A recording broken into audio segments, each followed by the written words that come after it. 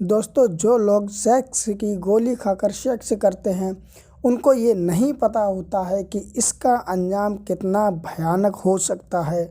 जी हाँ दोस्तों, आज की इस सच्ची घटना में कुछ ऐसा ही है जिससे आपको रूबरू करा रहे हैं। नमस्कार दोस्तों, मेरा नाम है अजय और आज की जो घटना है दोस्तों, वो ज़िला हमीरपुर की है। दोस्तों, उसमें एक परिवार रहता है जिसमें भैया भाभी और उसकी एक बहन रहती है। दोस्तों, जो बहन है उसके मम्मी पापा छोटे पे ही गुजर जाते हैं और उसकी देख रेख उसका भाई करता है। जब वो बड़ी हो जाती, सयानी हो जाती है, तो उसको लगता कि अब ये शादी लायक हो गई है, इसकी शादी कर दी जाए। दोस्तों, वो उरई में रिश्ता पक्का करते हैं। दोस्तों, अच्छा घर और अच्छा बर देख के उरई में रिश्ता पक्का कर देते हैं और कुछ समय बाद ही वो दिन आता है जब शादी के लिए बारात उरई से हमीरपुर आती है। दोस्तों, वहाँ पर उनकी शादी होती है, 7 जन्मों के साथ वचन लिए जाते हैं और शादी होके विदा होके वो अपने ससुराल चली जाती है, यानी कि उरई में। दोस्तों, वहाँ पर भी अच्छे से उसका स्वागत होता है, सब कुछ होता है, लेकिन कुछ ऐसा होता है, सुहागरात के दूसरे ही दिन से उसकी तबीयत अचानक बिगड़ने लगती है। तबीयत दोस्तों इतनी ज़्यादा बिगड़ जाती है कि उसको पलटियाँ होने लगती हैं, पेट में दर्द होने लगता है। तो जो ससुराल वाले होते हैं वो सब लोग अपने पास की डॉक्टर को दिखाते हैं और वहाँ से वो दवाई लाते हैं, लेकिन दोस्तों उसको कोई आराम नहीं मिलता है। जब उसको आराम नहीं मिलता है तो वो और अपने पास के डॉक्टरों को दिखाते हैं। जब तबीयत ज़्यादा बिगड़ती जा रही और कोई आराम नहीं मिलता तो वहाँ के डॉक्टर मना कर देते हैं, कहते हैं कोई बड़े हॉस्पिटल में इनको दिखाओ। उसके बाद में उसके ससुराल वाले जो होते हैं वो उसके मायके वाले यानी भैया भाभी को कॉल करते और उसके भाई से कहते हैं कि आपकी बहन की तबीयत ज़्यादा ख़राब हो रही है और आपने बताया नहीं, आपकी बहन बीमार रहती है, आपने झूठ बोल के इसकी शादी हमारे लड़के से करा दी है।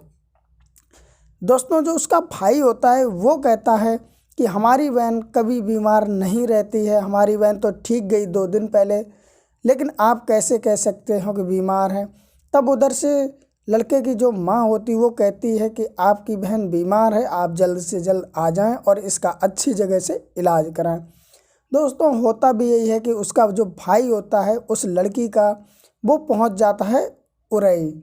उरई पहुंचने के बाद देखता है सच्ची में उसकी बहन की तबीयत बहुत ज़्यादा ख़राब होती है, उसको उल्टियाँ हो रही होती हैं और उसको जब देखता है तो वो अपनी बहन से पूछता है कि क्या हुआ, तो बहन भी उसको कुछ नहीं बताती, कहती तबीयत ख़राब है।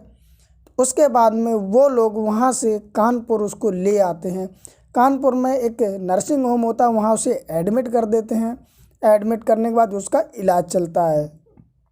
दोस्तों, डॉक्टर भी नहीं समझ पाते हैं कि प्रॉब्लम क्या है। होता ये है कि जो उल्टियाँ हो रही थी उसी की वो दवाई वगैरह देते हैं और दवाई देने के बाद में उसके बाद में जो उसके ससुराल वाले होते हैं लड़की के, वो बहाना बनाते हैं कि घर में छोटे बच्चे हैं, ऐसा कुछ कह के, और वो वहाँ से चले जाते हैं, कानपुर से अपने घर लौट जाते हैं उरई में।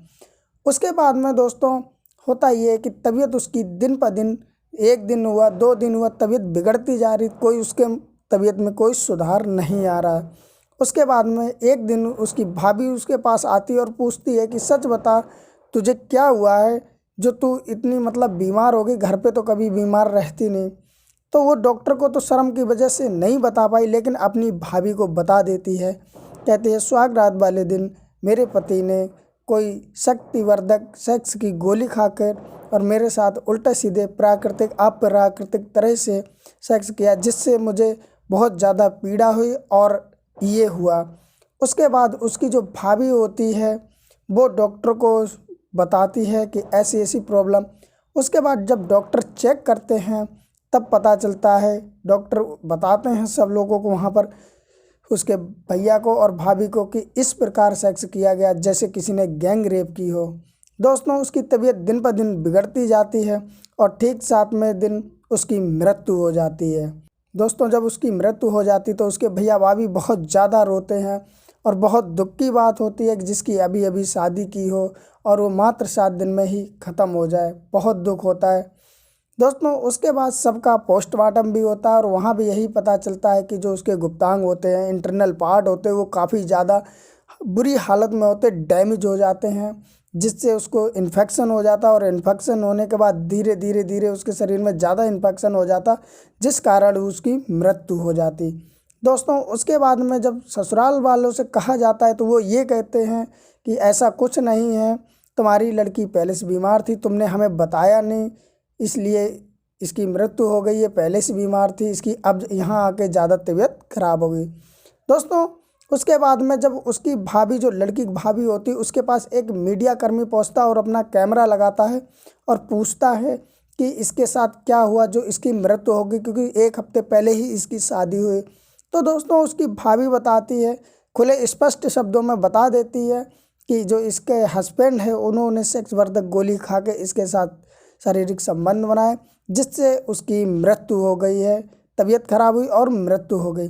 दोस्तों उसकी तो मृत्यु हो गई और जो उसका भाई होता है लड़की का, उसने भी आगे एसपी से तहरीर लगाई है, जिससे वो उन्होंने आश्वासन दिलाया है कि इसकी छानबीन होगी, जो भी दोषी होगा उसे सज़ा मिलेगी। लेकिन दोस्तों जो लड़की है वो तो मर के चली गई दोस्तों, उसकी मृत्यु हो चुकी, वो तो वापस नहीं आने। बस बात ऐसी है कि ऐसी अफवाहें बहुत चलती हैं, जैसे कि दोस्तों के साथ में बैठते उठते हैं तो दोस्त भड़का देते हैं कि तुम ऐसे ही करना, ये करना, वो करना, जो कि ये सरासर बहुत ज़्यादा गलत है। दोस्तों क्या सेक्स की गोली के अलावा कोई और उपाय नहीं है? अगर बीमारी भी है, क्या वही अच्छे एक डॉक्टर से सलाह लेते, दवाई लेते, उसका भी समाधान है। दोस्तों इस कहानी से किसी के दिल को ठेस पहुंचाना या किसी की भावनाओं को आहत करना नहीं, बस आप लोगों को जागरूक करना है। दोस्तों इस कहानी के बारे में आपको क्या राय है? जो भी राय हो आप कमेंट ज़रूर करें। फिर मिलते हैं किसी नए वीडियो के साथ, तब तक के लिए नमस्कार।